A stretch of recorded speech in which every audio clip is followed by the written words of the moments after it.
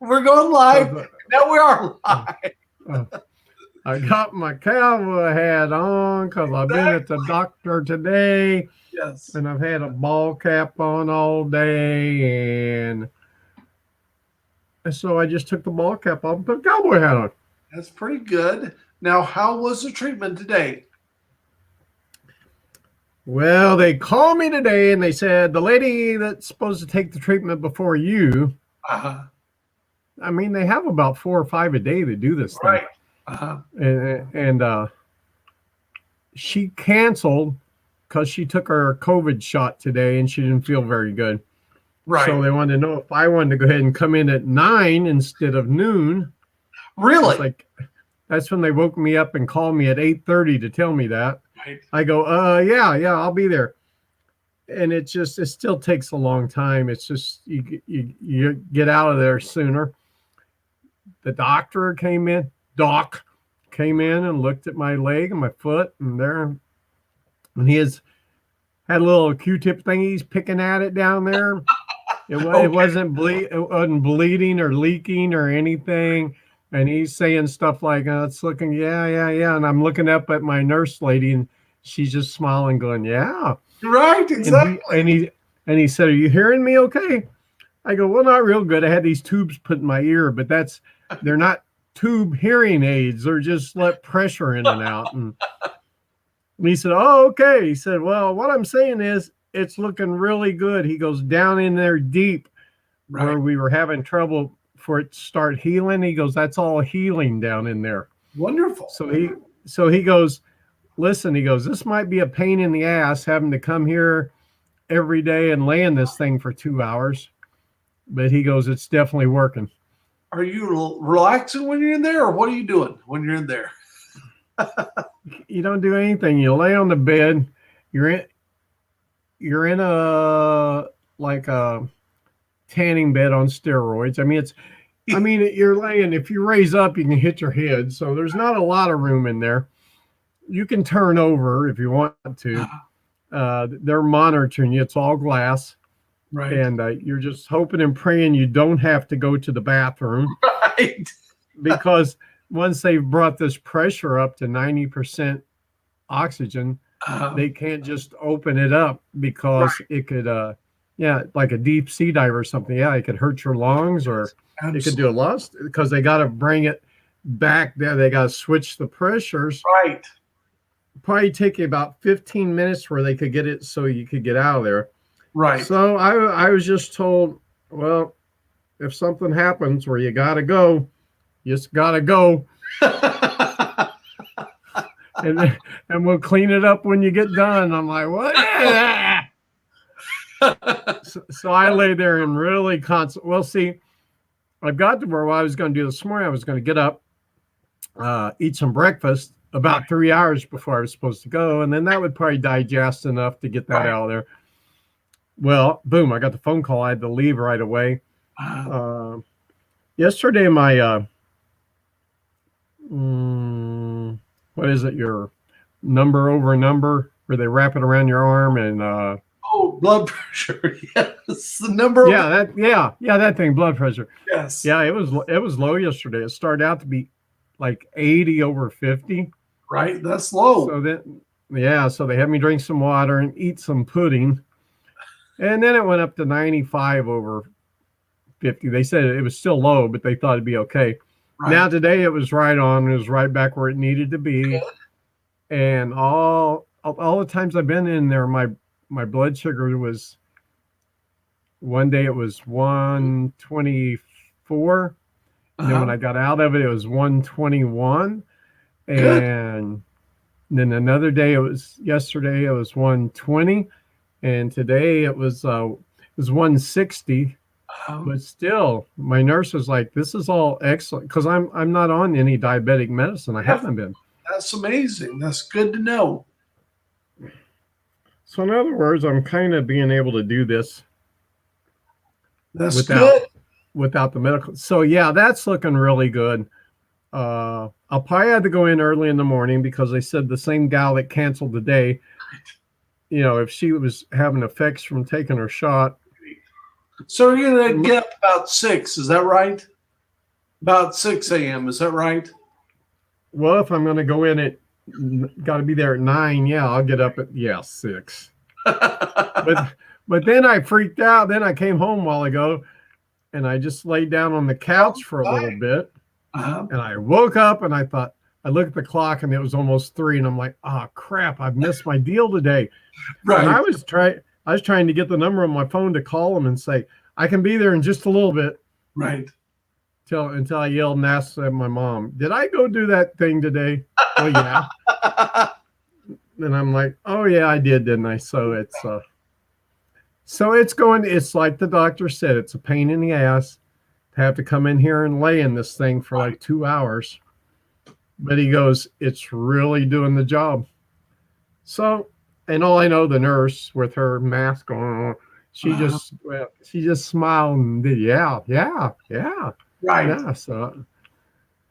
So, and then my mom has to be at the outpatient to do I don't know, some kind of test on her, or I don't know. And that's at 8:30 in the morning. So I'm like, well, man, if these people call me and go, can you be on over here at 9? Right. That's really going to put a kink in that whole situation. Right. And so I'm going to have Darren's going to come down from Springfield or Ozarks, and he's just going to take her. Good. And then I can just do whatever I need to do. Right. Yeah, and then they got a TV. You can watch TV, and they have little speakers inside this thing that are just loud enough that you can't hear them. Okay. So it's that thing's worthless, and you can't have anything inside this. It's just scrubs, pants, and a shirt, and your birthday suit, and that's it. Period.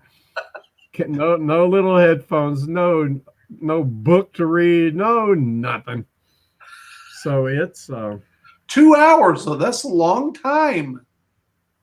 Yeah, it's roughly 2 hours. You got to go in. You got to go in a little locker room. You got to get rid of everything that belongs to you and put it in a locker. And then you got to put 2 little booties on and a little pants and a shirt.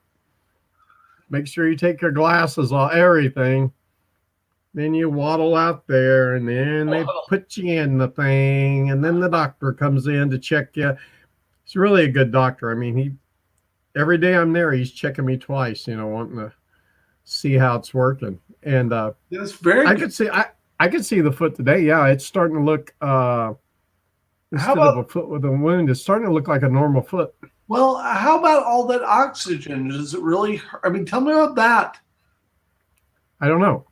I've heard 2 things. I've heard it adds a lot of red blood cells, right, which fight off diseases and injuries and stuff. Yes. But I've also heard it adds a lot of white blood cells. Right. So I don't know. But anyway, it has to do with whatever it's doing to the blood. What does it feel like to be in there with that oxygen? Is it good?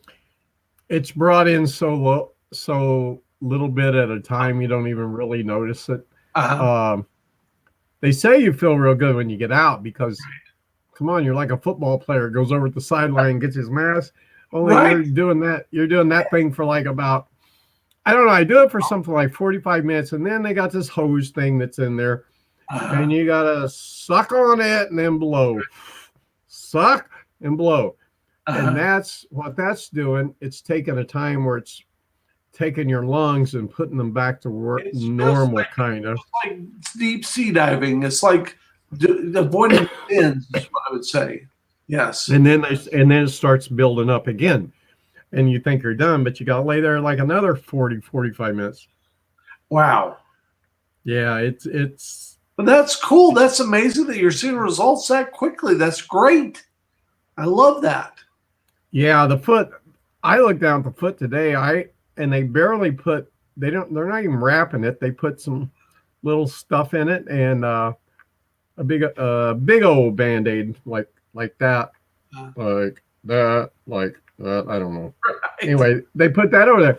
I could actually probably with my socks, I could probably actually wear a normal shoe on that foot instead of the little booty thing. That's awesome. But Yeah, I'm pretty happy. Yesterday in the waiting room, some old lady was in there in her wheelchair, her cane. Right. They got up, and when I go in, I get carte blanche or whatever.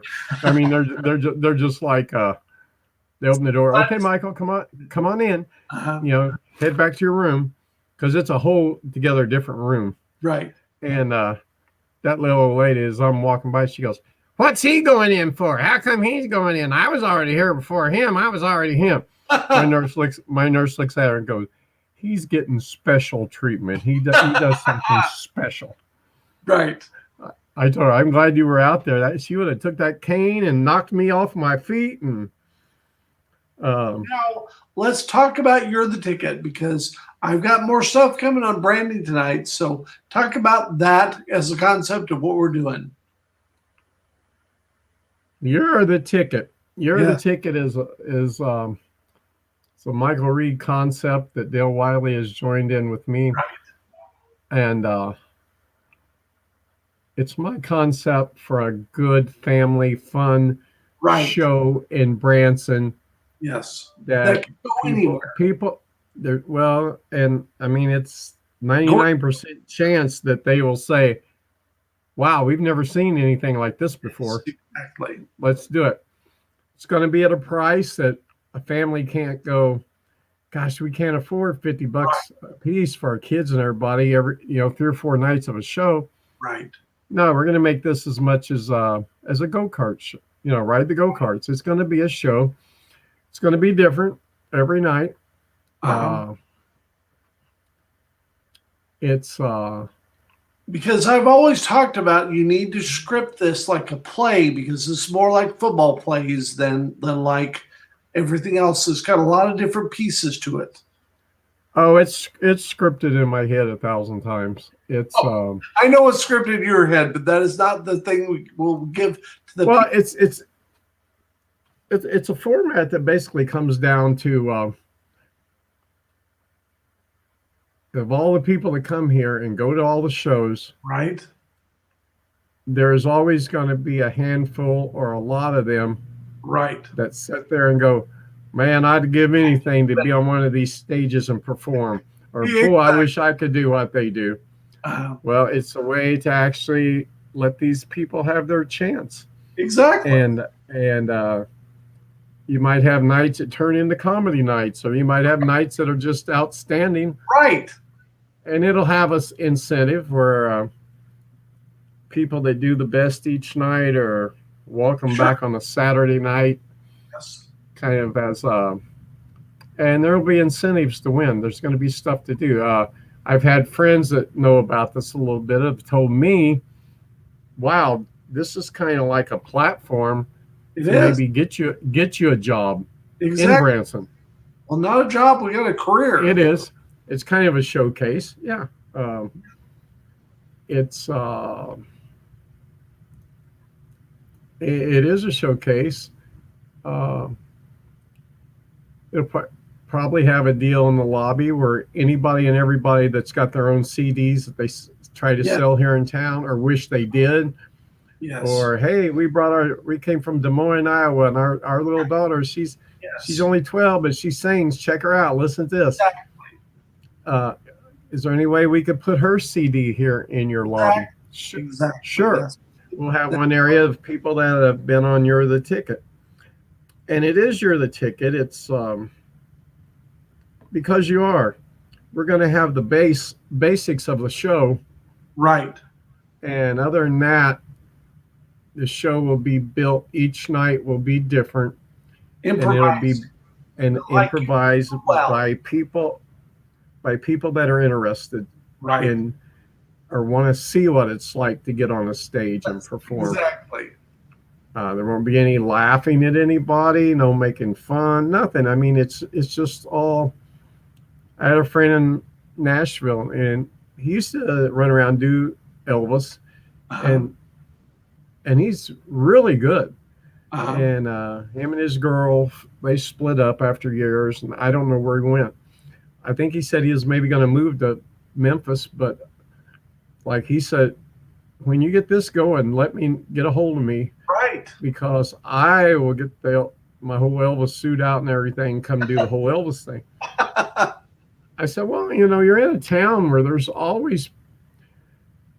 a lot of people in this town to do the shows get hired because Joe knows Larry, and Larry knows Lisa, and Lisa knows Rhonda, and Rhonda knows Billie Jean, but it's really a lot of who you know as far as getting to work in these shows. So, what if you come to this town, you go, oh wow, I wish I could work in this town somewhere. Oh my gosh. Well, guess what? There's a platform. Yes. Where maybe you can do it. Exactly. Or there's a platform you might just catch our eye and all of a sudden be a member of this team too. Right. It's based off of turn on TV any night and you're watching reality TV. Exactly. That's the point. And that's the point where my talents and your talents combine, because that's the thing. I've got all the people, the agents and all that stuff, and you've got the on-stage ability. That's what I would say. Well, I see all kinds of things. I went the other night, Mark, I don't know how to say his name, Mark Aldred? Alfred or Alfred, or I think something like that. Yeah, I went and watched him, and he's doing like down at the Nashville Star place, which used to be Mel Tillis's place. And there's a big theater and a small one, and he's doing just a one-man show. Right. Where he comes out and he calls it Jukebox, Mark's Jukebox or something like that. I went and watched him. I had to admit, considering it's just him on stage and that's it, he did very good. He talked to his crowd just like there was 150 people there or one, and he was good. Now, in saying that, I would 10 times rather be doing what we're shooting for than that. 1,000 times. Good for the stars. Yes. Well, his is based on look at me, I'm Mark, I'm pretty good. I'm doing my one-man show here in entertainment. Right. Ours is totally opposite of that. Exactly. Turn it around on the crowd. Well, we're on stage and we do a pretty good show just by ourselves, but we're no better than if we had you and you and you up there too. And it's got a lot of tweaks that need to happen before it happens, but this is a brand new business, so it takes a while. Right. It was now when I did the interview with him the other day. Unknown caller. Always a phone call. Unknown caller. Hi, we can't talk. We're on the video. Exactly. But you can tune in and watch and donate $100. Thank you. It's what should I say? It's he's doing what he can do. Right. I mean, he don't have a band, so he's doing his one-man thing. Sure. And but I don't know. But what I've had people tell me before, like Big Mike used to tell me, right, if you had to, like a breakfast show or something, you could do a one-man thing. Sure. James Garrett does it. He's got the band up there with him, but they get used very little. It's mainly him. But this is like, well, there's 67 shows or 69 or 43. Yes. And why just throw another show and make it now? There's 68 now. Now there's 69. No, why not throw something in? Makes a big that falls under the entertainment category, except it's not bucking heads with everybody else. It's not trying to, well, make sure you go see us instead of this one and this one. No, it's not that at all. If you'd like to come and see one if you want to come and see one that's different, give it a whirl. If you didn't like it, guess what? What was your ticket? $15 or whatever. Yes. It wasn't very much, Exactly. There'll be things if you want to be in the show, you probably get your ticket free, or you get your food free. I don't know. There's a lot of incentives. That all works with your marketing people. Definitely. And this is since it's never been done, it can go all different directions. I mean, Exactly. It's kind of, blue sky, as they say. That's what they say. yeah. So now, But we were going to dress we were going to dress a lot of hillbillies up in Mardi Gras costumes and have them sing, but it's already been taken. The Masked Singer. So. Yes, we don't need that. We don't need another mask show. We will not do a mask show. That is, people have had enough masks through the pandemic. We do not need any more masks. We need to see their eyes. I think, yeah, the mask thing is pretty much pushed it to the limit. It'll keep going for a few years, but it's Yes. I watch with my mom. We watch Steve Harvey every night. Yes. He's on until midnight. You know, I mean, I could do his show. I could have it. You know, I appreciate y'all. I'm your man, Steve Harvey. But that guy, he's made to be an MC. He's just really good. Absolutely. And there's some dumb people on that show. Oh, gee whiz. And there's some people, you get the little old ladies and they go to answer, and it's like, you know, I'm sitting on the couch with my dog over here and my mom over here, and I'm blushing. I'm like, oh my gosh, did she just say that? but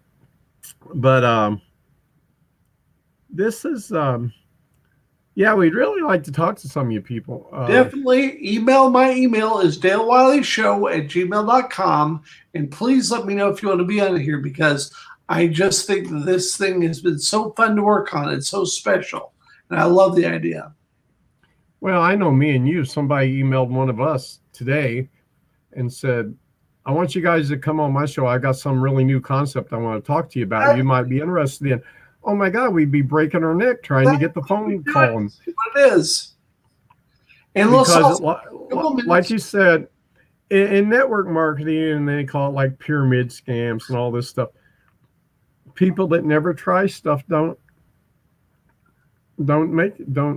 right. do.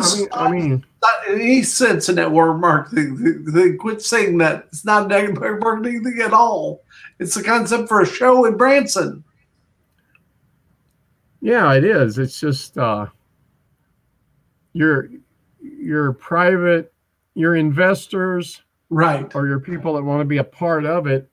They don't just have an office down here on the strip says, come on in, we'll invest your project. Yes. No, they don't. That's not there. The one theater we were looking at, I noticed today they had 2 construction trucks there, right, and they were inside painting. And I almost just went in and said, hey, what's going on? Is this thing sold, or is somebody? But it's after you get out of what I do, the little hyperbaric thing, right, you feel good, but you're a little lightheaded. You're not dizzy or lightheaded, but you're just a little woozy. I think it's because you feel so good. You've had so much oxygen. You're just kind of like, I can float. Whoa, no, I can't. I'll fall.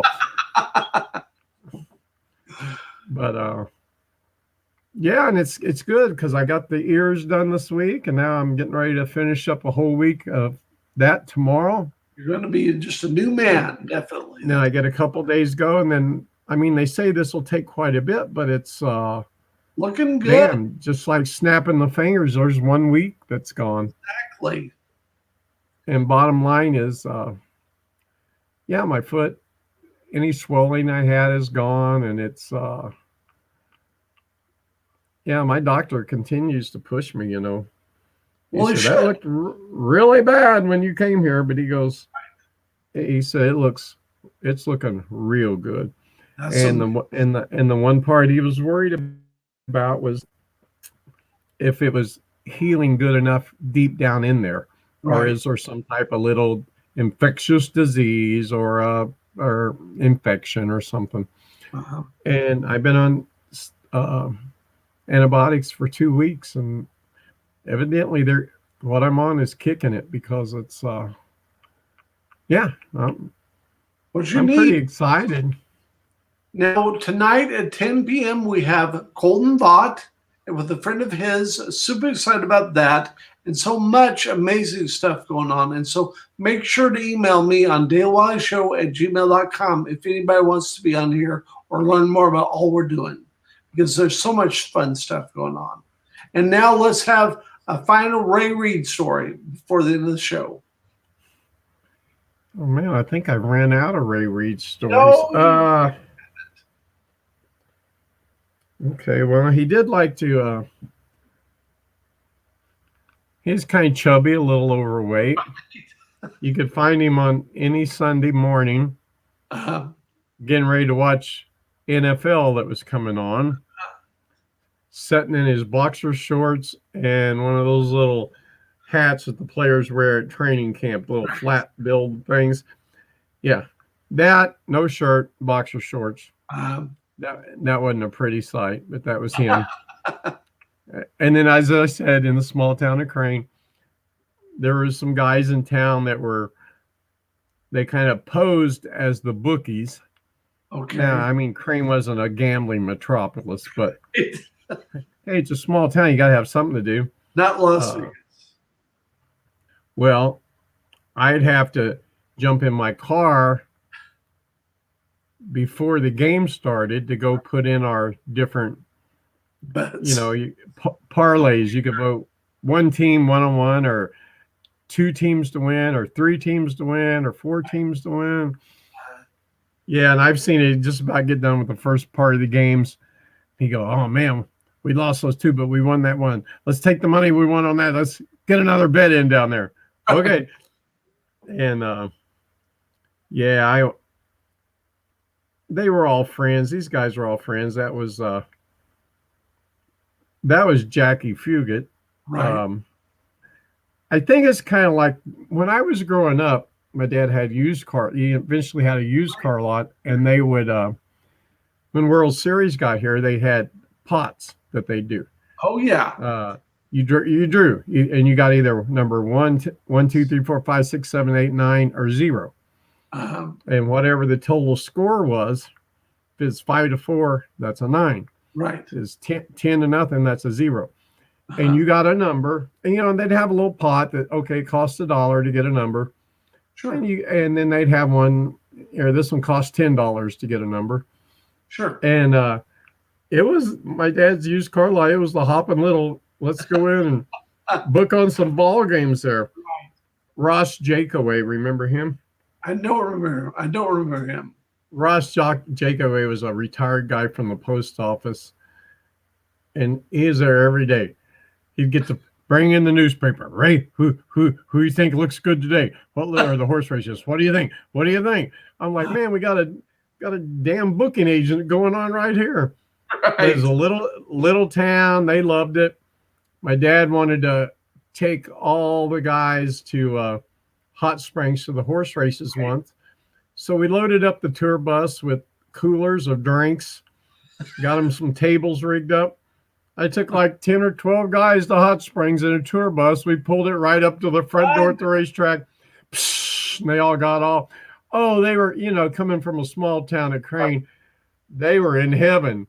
We're in a tour bus, and people are looking at them like, wow, who's these guys? Right. And so there's never an end stories with Ray Reid. Yeah, it's so that's it's so fun to hear and see all this stuff come together. So fun. Email me at dalewileshow.com. We got brand new stuff on the way. Everything is going so well. Just would love to talk to all of you. We need to talk to all of. We need to talk to some people. Exactly. Let's do that. Let's see what's going on. And if what's that? Well, if they don't get a hold of us, then we're going to scrap this idea and just open up a corn dog stand. No, we're not. We're going to do it. It's happening. $5, you get a corn dog and a pair of Branson sunglasses. All right. Knee deep in rubber tomorrow.